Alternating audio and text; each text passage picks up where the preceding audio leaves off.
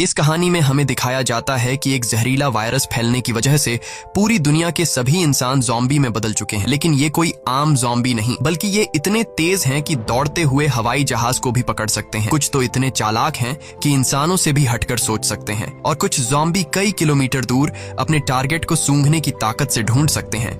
लेकिन इस खतरे से घिरी हुई दुनिया में अब सिर्फ 2 ही इंसान जिंदा बचे हैं। क्या ये दोनों सरवाइव कर पाएंगे या नहीं, जानते हैं आज की इस वीडियो में। कहानी की शुरुआत में हम एक लड़के को देखते हैं जो अपने कमरे में बैठकर टीवी पर कार्टून देख रहा होता है कि तभी अचानक टीवी का सिग्नल चला जाता है और स्क्रीन पर एक इमरजेंसी रिपोर्ट आने लगती है। ये खबर उस लड़के की मुस्कुराहट छीन लेती है। टीवी में बताया जाता है कि दुनिया भर में एक बहुत ही जहरीला वायरस फैल गया है, जिससे इन्फेक्टेड लोग कुछ मिनटों के अंदर भयानक ज़ॉम्बी जैसे बन जाते हैं। ये वायरस बहुत तेजी से फैलता है और पूरी दुनिया इस वायरस की चपेट में आ चुकी है। टीवी में बताया जाता है कि जो भी ये खबर सुन रहा है वो जल्दी से खुद के लिए कोई सेफ जगह देख ले। लड़का ये सब देख ही रहा होता है कि अचानक ऊपर के कमरे से अजीब तरह की आवाज आती है। वो आवाज सुनकर लड़के के गले में सांसें अटक जाती हैं। लड़का धीरे धीरे ऊपर जाकर देखता है तो पता चलता है कि ये उसकी बड़ी बहन का मजाक था। उसके बाद ये दोनों लड़के अपनी माँ के कमरे की तरफ जाते हैं और वहां जाकर ये देखते हैं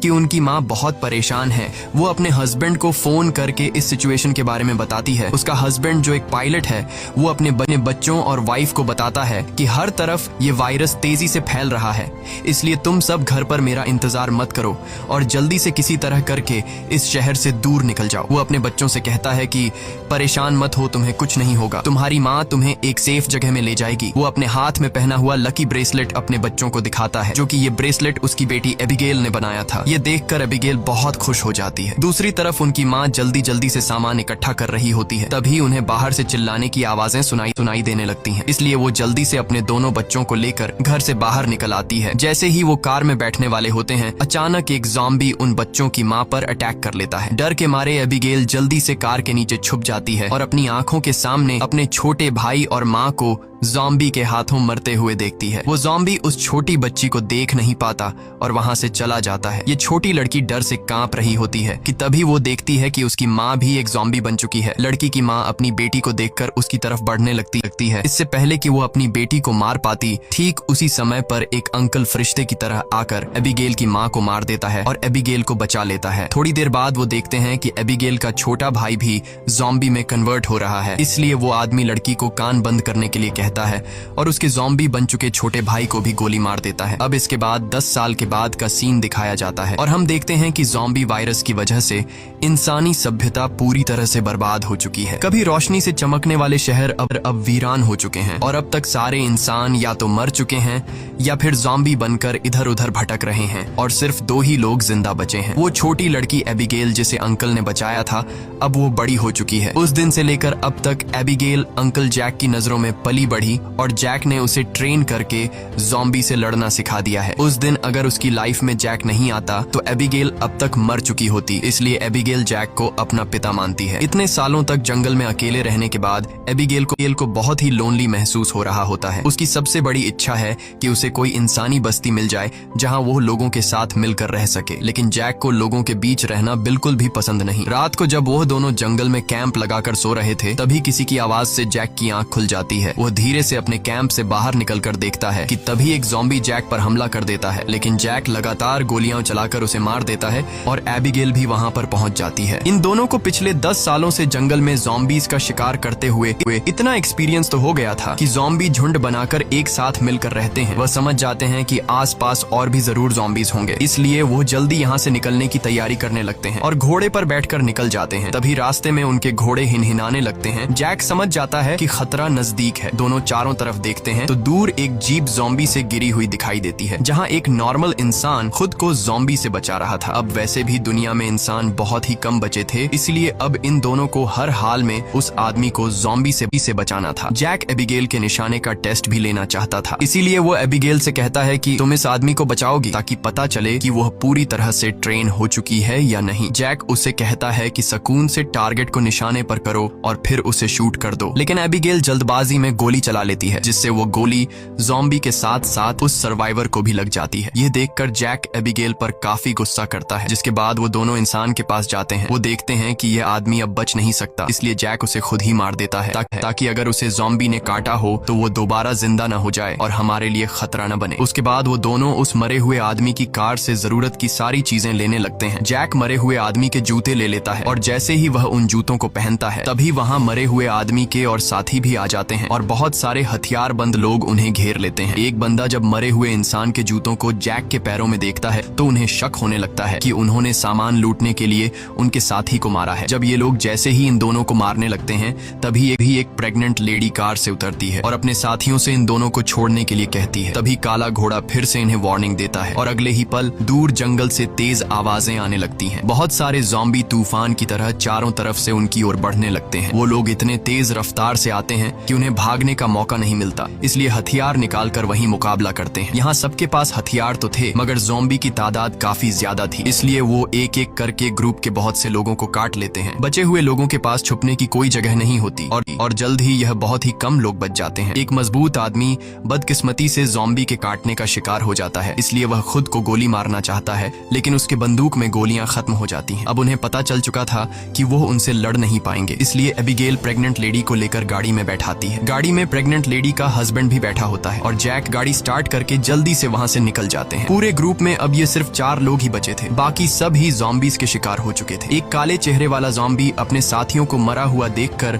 बहुत ज्यादा गुस्सा हो जाता है। उधर ये चारों ज़ॉम्बीज से जान छुड़ाकर गाड़ी में सफर कर रहे होते हैं। रास्ते में जैक पीछे बैठी लेडी से पूछता है कि तुम हो कौन और यहाँ क्या कर रहे थे। पूछने पर पता चलता है कि यह बचे हुए लोग शिपटाउन नाम की जगह पर जाना चाहते थे, जहाँ पर सेफली इंसान रहते हैं। वहाँ जरूरत की तमाम फैसिलिटीज हैं और हम सब वहाँ जाकर एक नॉर्मल जिंदगी गुजारना चाहते थे। ये सुनकर एबिगेल बहुत खुश होती है क्योंकि यही तो वो जगह है जहाँ वह हमेशा से जाना चाहती थी। जिस पर जैक ने कहा कि यहाँ पर कोई भी ऐसी कॉलोनी वगैरह नहीं है, मैं पिछले 10 सालों से यहाँ वहाँ भटक रहा हूँ, मुझे तो कोई ऐसी कॉलोनी नहीं दिखाई दी। तभी अचानक बीच रास्ते में उनकी गाड़ी खराब हो जाती है। इस दौरान प्रेग्नेंट लेडी का हस्बैंड बाहर निकलता है जिसका नाम डेविड है। वह उनसे कहता है कि मैं एक मैकेनिक हूँ और मैं इसे ठीक कर सकता हूँ, लेकिन औजार न होने की वजह से गाड़ी ठीक नहीं हो पाती, इसीलिए यह लोग गाड़ी को यहीं पर छोड़कर पैदल सफर करने लगते हैं। कई किलोमीटर सफर करने के बाद वह लोग एक वीरान सोसाइटी में पहुंच जाते हैं। यहाँ ऊंची इमारतें अभी भी खड़ी हैं, लेकिन हर तरफ मौत की शांति छाई हुई है। ये लोग सबसे पहले इस जगह की अच्छी तरह से जांच भी करते हैं। जब उन्हें कोई खतरा महसूस नहीं होता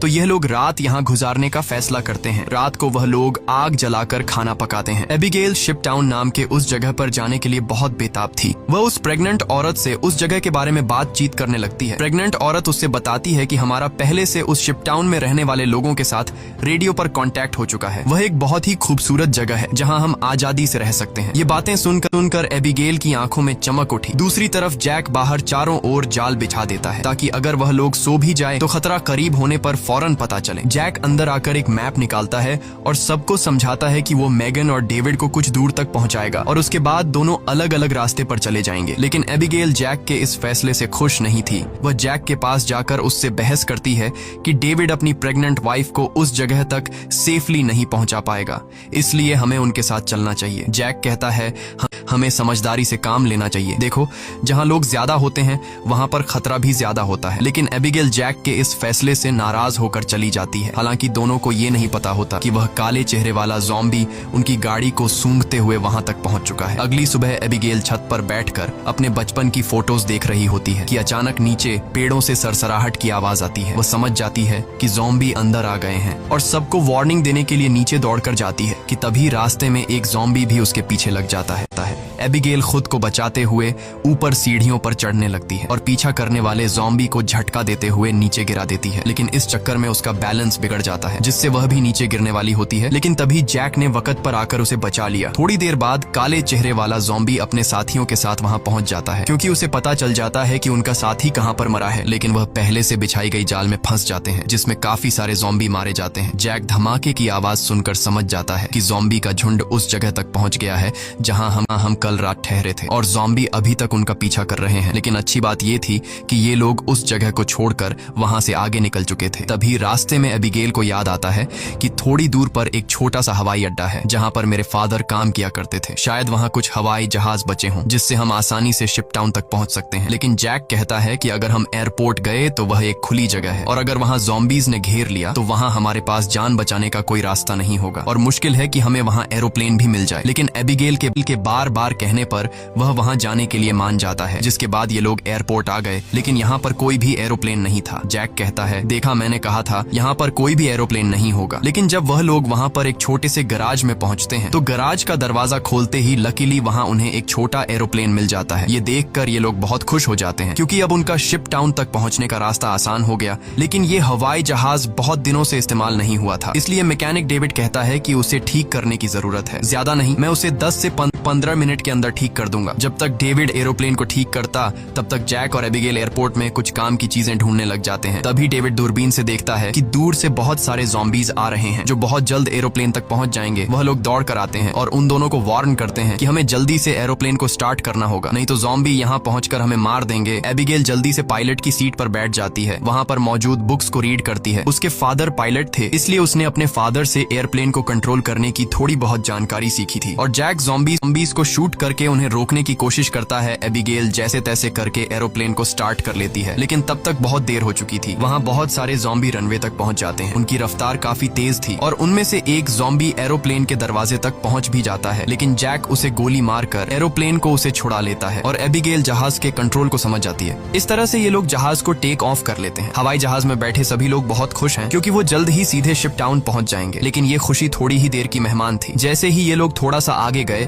तो अचानक जहाज के इंजन में से धुआं निकलने लगा क्योंकि ये जहाज पिछले 10 सालों से हवा में सफर नहीं कर पाया था, इसीलिए इसका इंजन ब्लास्ट हो जाता है और प्लेन नीचे की तरफ जाने लगा। जैक समझदारी से काम लेते हुए एरोप्लेन का एक पेड़ में क्रैश लैंड करता है, जिससे उन्हें थोड़े बहुत चोट तो आ जाते हैं पर इनकी जान बच जाती है। प्लेन तो अब इस्तेमाल लायक नहीं बचा था, इसलिए अब उन्हें दोबारा फिर से पैदल सफर करना पड़ेगा। काफी दूर तक पैदल चलने के बाद वो लोग एक सुनसान रेलवे स्टेशन तक पहुंच जाते हैं। रात हो चुकी थी। ये लोग आसपास खतरा चेक करते हैं। जब उन्हें कोई भी ज़ॉम्बी नहीं नजर आता तो ये लोग यहीं पर रात गुजारने का फैसला कर लेते हैं। वो लोग मैप पर अपना लोकेशन देखते हैं, जिससे उन्हें पता चलता है कि अब ये लोग शिप टाउन से सिर्फ 2 दिन की दूरी पर हैं। यहाँ वो प्रेग्नेंट लेडी जैक के पास आती है और जैक का शुक्रिया अदा करती है। वो जैक से कहती है कि अगर तुम ना होते तो हम कभी भी यहाँ तक नहीं पहुँच पाते। ये सुनते हुए जैक को भी मैगन से हमदर्दी होने लगी। वो उसे अपनी स्टोरी सुनाता है कि आज से 10 साल पहले जब ये ज़ॉम्बी वायरस शुरू हुआ था तो उसे सबसे पहले अपनी पत्नी को जान से मारना पड़ा क्योंकि वो उसे काटने आ रही थी। इसीलिए तब से लेकर आज तक उसके अंदर का इंसान कहीं मर सा गया है। अब इस दुनिया में सिर्फ उसके पास एबिगेल ही है जिसे वो हर एक कीमत पर जिंदा रखेगा। और जैक मैगन से ये भी कहता है कि अब उसका इरादा बदल चुका है। मैं अब सबसे पहले तुम्हें शिप टाउन तक पहुंचाऊंगा, जिसे सुनकर मैगन बहुत खुश हो जाती है। दूसरी तरफ हम देखते हैं कि मैगन का हस्बैंड डेविड अपने सर पर गन रखकर खुद को मारने की कोशिश करता है। दरअसल उसके पैर में एक ज़ॉम्बी ने काट लिया था, लेकिन अभी तक डेविड ज़ॉम्बी नहीं बना था क्योंकि वो घाव बहुत ही छोटी है, इसीलिए उसके ज़ॉम्बी बनने की रफ्तार काफी स्लो चल रही है। अब उसने फैसला किया कि वो अपनी पत्नी मैगन को इस शिप टाउन तक पहुंचाकर खुद को उससे दूर कर लेगा। अगली सुबह ये चारों फिर से अपना सफर जारी रखते हैं। तब रास्ते में जैक को डेविड की हरकतें कुछ अजीब लगने लगती हैं। जैक समझ गया कि ये इन्फेक्टेड है, इसीलिए वह उसे पकड़कर एक खाली जगह में ले जाता है जहां उसकी वाइफ और एबिगेल नजर नहीं आती। वो डेविड की पैंट को ऊपर करता है और उसे ज़ॉम्बी का काटा हुआ निशान नजर आ जाता है। अब जैक को ये बात कंफर्म हो चुकी थी कि डेविड जल्द ज़ॉम्बी बनने वाला है। जैक उससे कहता है कि बताओ तुम खुद से मरना पसंद करोगे या फिर मैं मारूं। डेविड कहता है मैं किसी को नुकसान नहीं पहुंचाऊंगा और अगर ऐसी नौबत आ भी गई तो मैं खुद को ही मार दूंगा। इसीलिए वो डेविड को छोड़ देता है। चलते चलते रात हो जाती है और आगे उन्हें एक घर दिखाई देता है। जैक बंदूक तान कर आगे बढ़ने लगता है। तभी अचानक एक तेज लाइट चमकती है और उन्हें स्पीकर के जरिए से कहा जाता है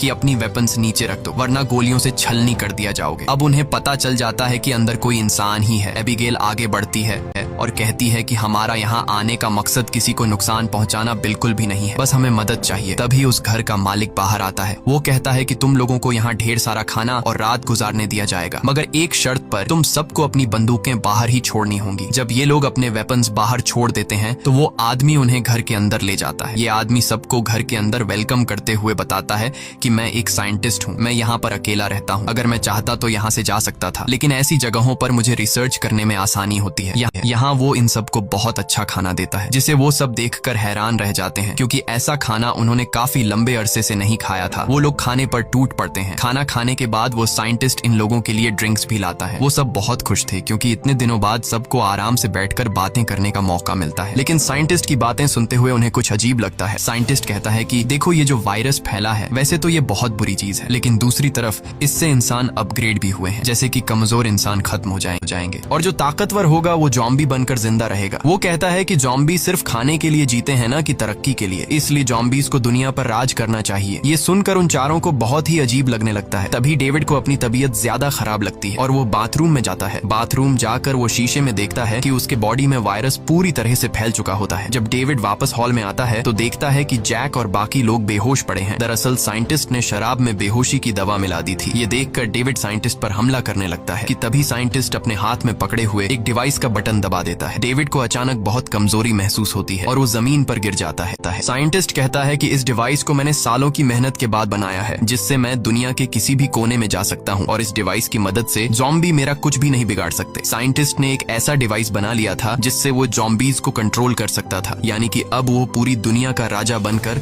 सबको अपने इशारों पर नचवाएगा। उसके बाद डेविड बेहोश हो जाता है और जब डेविड को दोबारा होश आता है तो वो देखता है कि उसे और उसके साथियों को बांध दिया गया है और अब साइंटिस्ट उन चारों पर एक्सपेरिमेंट करने वाला है। ये सब करने के बाद साइंटिस्ट कहता है कि क्या तुम लोग मेरी वाइफ से मिलना चाहोगे। उसके बाद हम साइंटिस्ट की वाइफ को देखते हैं, जो कि एक ज़ॉम्बी थी और साइंटिस्ट ने उसे पिंजरे में बंद कर रखा था और वो इंसानों को पकड़कर उसे खिलाता था। ये डिवाइस भी साइंटिस्ट ने अपनी बीवी पर एक्सपेरिमेंट करके बनाई थी। साइंटिस्ट जब पिंजरे का दरवाजा खोलता है तो उसकी वाइफ सबसे पहले उसी पर अटैक करने लगती है, लेकिन साइंटिस्ट उसे कंट्रोल करके उन चारों की तरफ भेज देता है। वो जैक पर हमला कर देती है, लेकिन वो उसे लात मारकर पीछे धकेल देता है। लेकिन तभी डेविड वायरस की ताकत से रस्सी तोड़ देता है और अपने बाकी साथियों को भी छुड़ा देता है। घर का मालिक खतरा भांप कर तुरंत भाग जाता है। उसके बाद वो चारों भी अपना सामान लेकर जल्दी से बाहर निकल आते हैं। लकीली बाहर उन्हें साइंटिस्ट की गाड़ी मिलती है और ये चारों उसी में बैठकर जंगल की तरफ निकल जाते हैं। लेकिन साइंटिस्ट हार नहीं मानने वाला था। वो अपने डिवाइस के जरिए ज़ॉम्बी के झुंड को कंट्रोल करके उनका पीछा करवाता है। जैक गाड़ी की स्पीड को बढ़ाकर ज़ॉम्बीज को काफी पीछे छोड़ देता है, लेकिन आगे का रास्ता बंद था। अब उनके पास पैदल जाने के अलावा और कोई चारा नहीं है। थोड़ा सा आगे पैदल चलने के बाद ज़ॉम्बी दोबारा उन तक पहुंच जाते हैं। डेविड जान जाता है कि उसके पास ज्यादा वक्त नहीं है, वो कुछ ही देर बाद ज़ॉम्बी बन जाएगा, इसलिए वो उन लोगों से आगे बढ़ने को कहता है और खुद पीछे रहकर ज़ॉम्बी को रोकने का फैसला करता है। लेकिन उसकी वाइफ उसे जाने नहीं देना चाहती थी, जिस पर डेविड कहता है कि तुम्हें हमारे बच्चे के लिए जिंदा रहना होगा और ये सब मैं अपने आने वाले बच्चे के लिए कर रहा हूँ। उसके बाद डेविड ज़ॉम्बी से लड़ पड़ा और बड़ी बहादुरी से उनका सामना करने लगा। काफी देर तक वो ज़ॉम्बी उसको रोक लेता है और उसके साथी ज़ॉम्बी से काफी दूर चले जाते हैं, लेकिन तभी एक ज़ॉम्बी आकर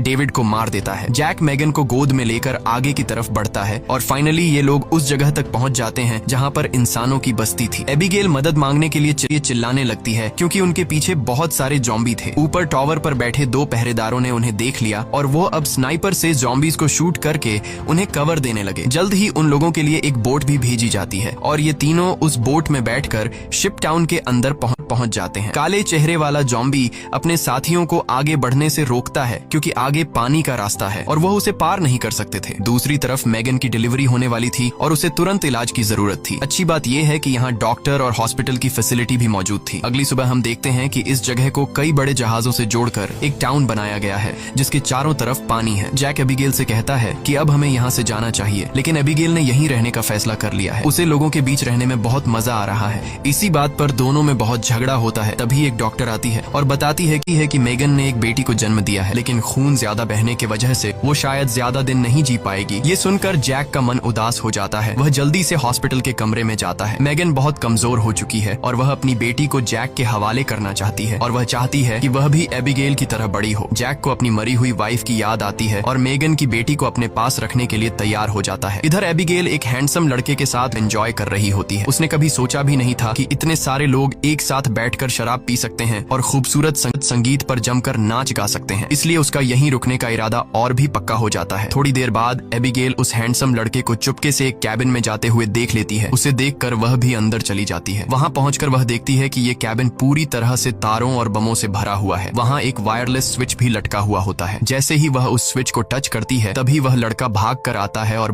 बताता है कि उन्होंने शिप टाउन के नीचे बम लगाए हैं। अगर कभी ये जगह खतरे में पड़ती है तो लोग उस रास्ते से भाग जाएंगे और बाहर से इस जगह को उड़ा देंगे। लिख जाती है। इधर जैक को भी इस बात का पता चल जाता है कि ज़ॉम्बीज़ ने अटैक कर लिया है। जैक को एबिगेल की चिंता होने लगती है और वह उसे ढूंढने लग जाता है। वह ज़ॉम्बीज़ को मारते हुए आगे बढ़ता है और आखिरकार वह एबिगेल को ढूंढ लेता है। दूसरी तरफ सन की साइंटिस्ट भी शिप पर पहुंच जाता है और एबिगेल को पंच मारकर नीचे गिरा देता है। ये देखकर जैक गुस्से में आकर साइंटिस्ट की तरफ दौड़ने लगता है कि तभी एक ज़ॉम्बी बीच में आकर उसे धक्का देकर नीचे टैंक में फेंक देता है और वहाँ वह साइंटिस्ट भी पहुंच जाता है और जैक से बदला लेना चाहता है। वह जैक को लात मारकर गिरा देता है, लेकिन जैक को पता था कि साइंटिस्ट से लड़ना फुदूल है, इसीलिए वह साइंटिस्ट पर हमला करके उसके हाथ में लगे डिवाइस को दीवार से मारकर तोड़ देता है। अब साइंटिस्ट के पास ज़ॉम्बीज़ को कंट्रोल करने की पावर नहीं रही, जिसके बाद बूढ़ा साइंटिस्ट जल्द ही ज़ॉम्बी का शिकार बन जाता है। अच्छी बात यह थी कि इस कैंप में पहले से ही भागने का रास्ता बना हुआ था। बहुत सारे बचे हुए लोग सुरंग के रास्ते नदी के दूसरे किनारे पर पहुंच जाते हैं। जब वह बम चालू करने वाले होते हैं तो वह हैंडसम लड़का बटन नहीं दबाता, क्योंकि एबिगेल अभी भी शिप पर है। अब जैक और एबिगेल, लेकिन दोनों को बिल्कुल भी अंदाजा नहीं होता कि ये दिन इतनी जल्दी आ जाएगा। वह साइंटिस्ट गुस्से में वहां तक भी पहुंच जाता है। वह देखता है कि इन लोगों ने बहुत सारे ज़ॉम्बीज़ को मार दिया है, जिनके सहारे वह इस दुनिया पर राज करना चाहता है। वह अपने कंट्रोल डिवाइस के जरिए उस काले चेहरे वाले ज़ॉम्बी राजा को अपने कंट्रोल में कर लेता है। साइंटिस्ट की मदद मिलने के बाद शिप टाउन के नीचे का पानी अब उन्हें नहीं बचा सकता था। बहुत सारे ज़ॉम्बी पानी के नीचे से उन शिप्स पर पहुंच जाते हैं और लोगों पर अचानक अटैक कर लेते हैं, जिनमें से बहुत से लोग मारे जाते हैं। लोगों के बीच हलचल मच जाती है। एबिगेल बाहर की तरफ भागने लगते हैं, लेकिन पीछे से ज़ॉम्बी राजा एबिगेल को पकड़ लेता है। तभी जैक तेजी से उस ज़ॉम्बी को लकड़ी से सर पर मार देता है, जिससे वह पीछे गिर जाता है। अचानक एबिगेल की नजर गलती से